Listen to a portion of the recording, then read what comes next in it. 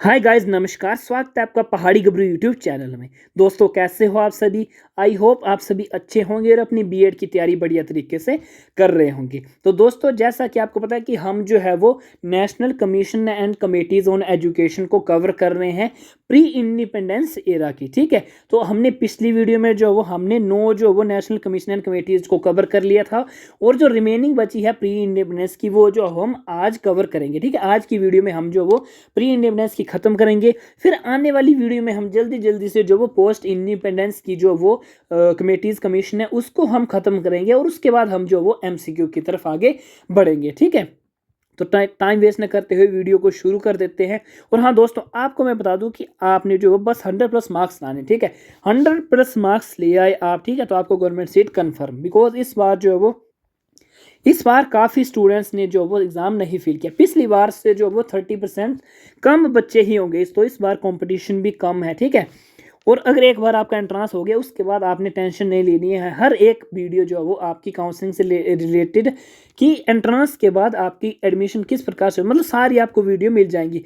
अगर आपको कुछ भी है तो मेरी चैनल पे जाइए, पिछली वीडियोस देखिए। ठीक है, लास्ट ईयर मैंने जो वो काउंसलिंग से रिलेटेड ऑल मतलब सभी वीडियोस जो वो मैंने बनाई थी। ठीक है, तो चलिए वो तो बात की बात है। सबसे पहले हम इस वीडियो की तरफ बढ़ते हैं। ठीक है, तो हमारी 10वीं जो है वो रिपोर्ट है। ठीक है, रिपोर्ट ऑफ हार्टोग कमेटी। ठीक है, ये आई थी आपकी 1929 में। ठीक है, तो इसके अंडर क्या है? To study various aspects of education and suggest measure to bring about necessary improvement. ठीक है, टू स्टडी, ठीक है, वेरियस एस्पेक्ट्स ऑफ एजुकेशन। ठीक है, एजुकेशन का एस्पेक्ट स्टडी करने एंड नेसेसरी इंप्रूवमेंट्स करने के लिए एक कमेटी जो है वो अपॉइंट की गई थी। ठीक है, एक was appointed the chairmanship of sir Philip Hartog. ठीक है, मतलब उनका नाम था सर फिलिप हार्टोग, उनके नाम पे इन्होंने ये वो बनाई है कमेटी। ठीक है, this committee after reviewing different aspects of education. ठीक है, तो उन्होंने एजुकेशन के डिफरेंट एस्पेक्ट्स वो करिए किए। ठीक है, तो उसके बाद इन्होंने जो उन्होंने रिकमेंडेशन करी, जो इसके की पॉइंट्स है, ठीक है, उसके बारे में पढ़ेंगे।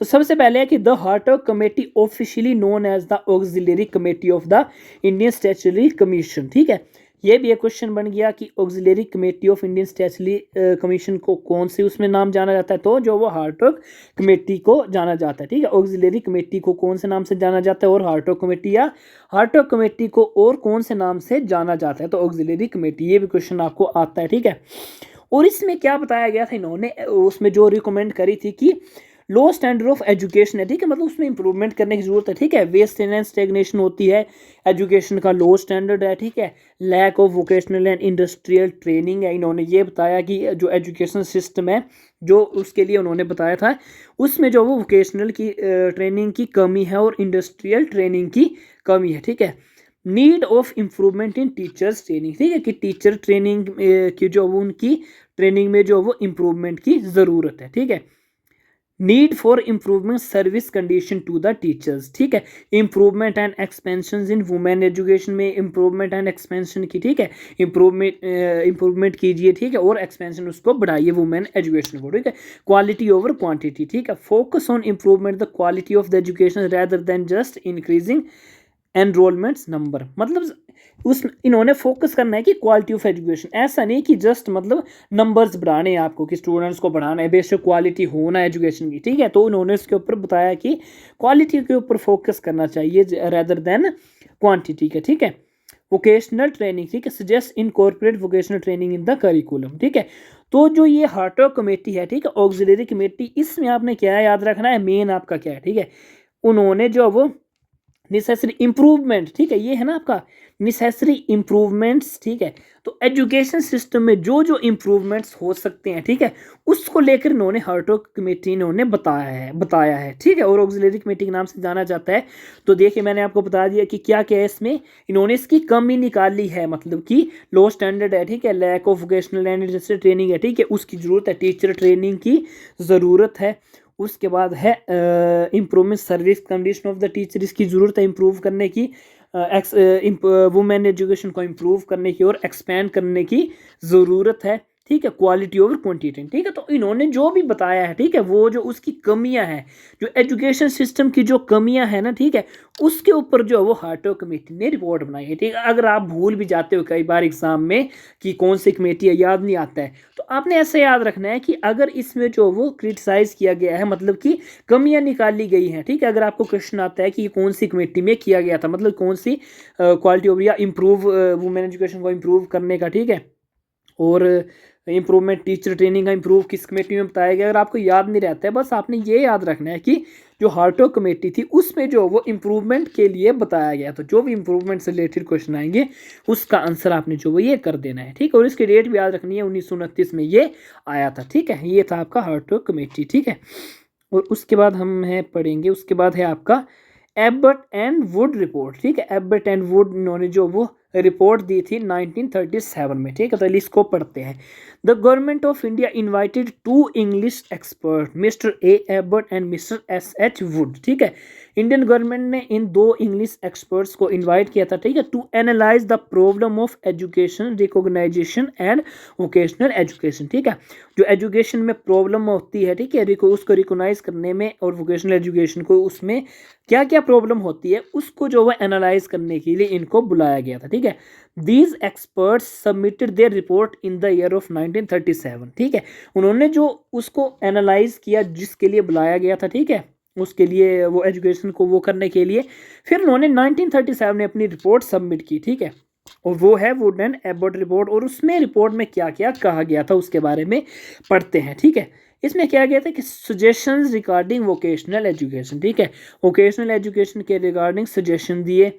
सजेशंस रिगार्डिंग जनरल एजुकेशन, ठीक है, जो जनरल एजुकेशन उसके रिगार्डिंग इन्होंने जो वो सजेशंस दिए।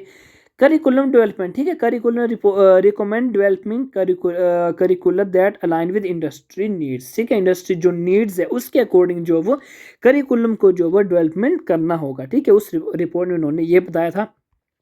उसके बाद प्रैक्टिकल ट्रेनिंग, प्रैक्टिकल ट्रेनिंग के बारे में बताया कि emphasise the importance of practical training in vocational education, ठीक है।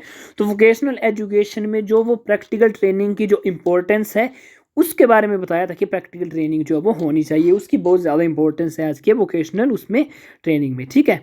और उसके बाद आपका इंडस्ट्री इंस्टीट्यूट कोलैबोरेशन, इंडस्ट्री और इंस्टीट्यूट का कोलैबोरेशन के बारे में बताया कि suggest collaboration between industries and the education institutions to ensure relevance and effectiveness, मतलब जो एजुकेशन इंस्टीट्यूट है आपके, ठीक है, उनका जो वो कोलैब होना चाहिए इंडस्ट्रीज़ की, ठीक है, जो इंडस्ट्रीज रन करती हैं, ठीक है।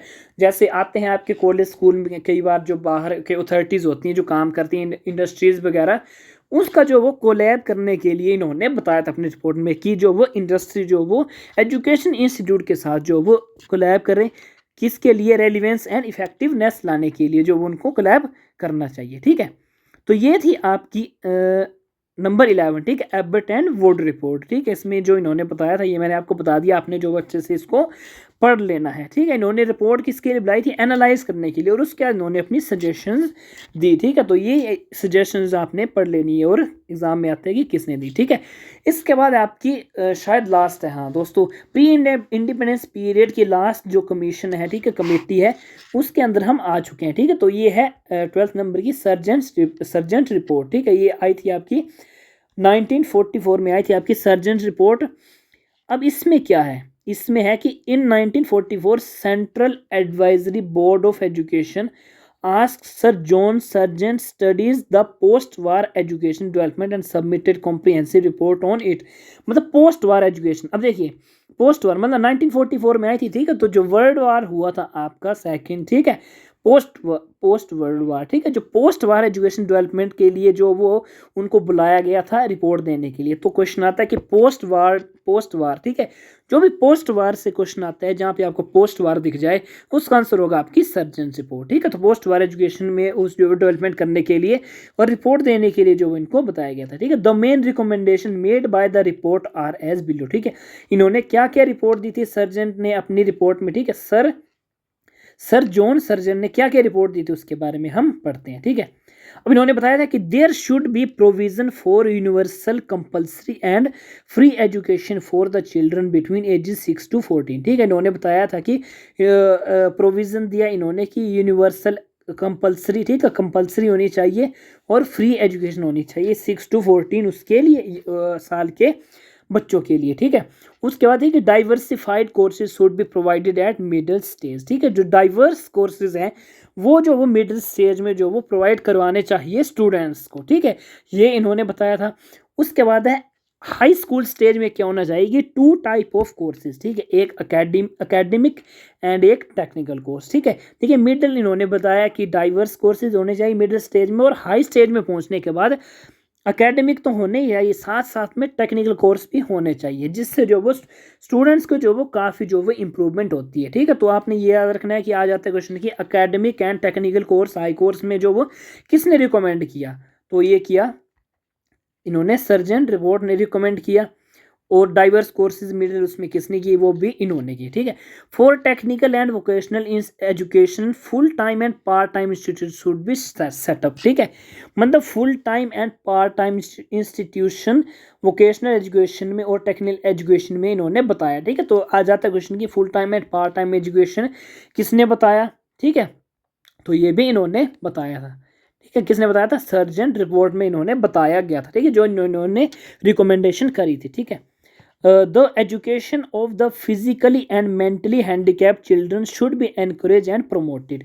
इन्होंने बताया कि जो physically and mentally handicap children है, ठीक है, उनको एनकरेज करना चाहिए और इनकी एजुकेशन को प्रमोट करना चाहिए, मतलब इनको बढ़ावा देना चाहिए, ठीक है। तो ये क्वेश्चन आ जाता है कि इसको फिजिकली और मेंटली हैंडीकैप चिल्ड्रन को वो मतलब उसको बढ़ावा देने के लिए कौन सी रिपोर्ट आई थी, ठीक है, तो सर्जेंट रिपोर्ट आई थी, ठीक है। उसके बाद है आपकी adult education should be promoted for the liquidation of literacy, मतलब एडल्ट एजुकेशन को भी इसमें प्रमोट करना चाहिए, ठीक है, मतलब एडल्ट एजुकेशन को।